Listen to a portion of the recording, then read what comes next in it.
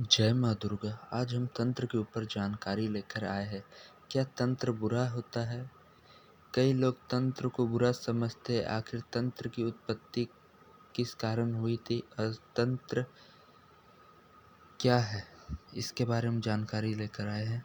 तंत्र का नाम सुनते ही बहुत से लोगों के मन में भय उत्पन्न हो जाता है। कई लोग तंत्र का मतलब शमशानी क्रिया, भूत प्रेत से संबंधित अनुष्ठान, बलि इत्यादि समझते हैं, जो आज के समय में लोग ठीक ही समझते हैं, क्योंकि तंत्र का उपयोग अब तंत्र को जानने वाले, क्रिया करने वाले अधिकांश लोग या तांत्रिक तंत्र का दुरुपयोग करते हैं। वे पैसे लेकर लोगों को नुकसान पहुंचाते हैं या किसी को हानि पहुंचाते हैं। इस कारण तंत्र से लोग डरने लगे हैं। कुछ तांत्रिक ऐसे भी हैं जो जन कल्याण के लिए ये क्रियाएं करते हैं। अध्यात्म के क्षेत्र में तंत्र को ईश्वर से जोड़ने का एक मार्ग माना जाता है। तंत्र में विनाशकारी ईश्वर के स्वरूप को पूजा जाता है, उनकी आराधना की जाती है, उनसे जुड़ने का कार्य किया जाता है। यह क्षेत्र आम ग्रस्त लोगों के लिए नहीं है, फिर भी आज के समय में कुछ लोग तंत्र को सीखकर किसी का वशीकरण, मारण क्रियाएं करने के लिए या कुछ शक्तियों को प्रेमिका रूप में सिद्ध करके अपनी मनोकामना पूर्ण करना चाहते हैं।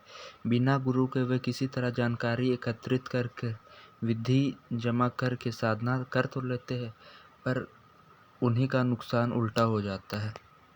हमारे एक मित्र साधक है, उनके गुरु जी के पास सात्विक और तंत्र द्वारा सिद्ध की गई दोनों सिद्धि है, फिर भी वे उन्हें केवल सात्विक साधना और अपने इष्ट का मंत्र जाप करने को कहते हैं।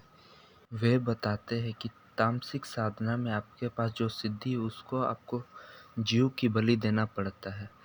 अगर आपका शरीर जवान है, योग्य है, कार्य करने लायक है, तो आप तो बलि किसी तरह दे भी देंगे। अगर आपका शरीर बूढ़ा हो जाए और आपने अपनी सिद्धि को किसी को दे ना दिया, तो आपका मोक्ष का द्वार रुक सकता है या वह शक्ति आपको मृत्यु के बाद अपने साथ ले जाए, आपकी दुर्गति हो सकती है।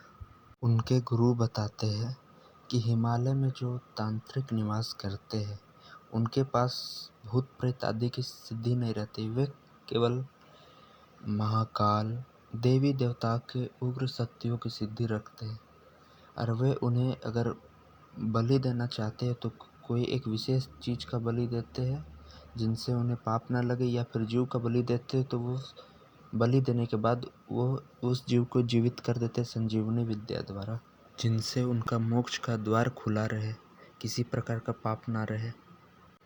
अगर आपको अध्यात्म के प्रति रुचि है तो आप सात्विक तरीके से साधना करें, अपने इष्ट का मंत्र जाप करें।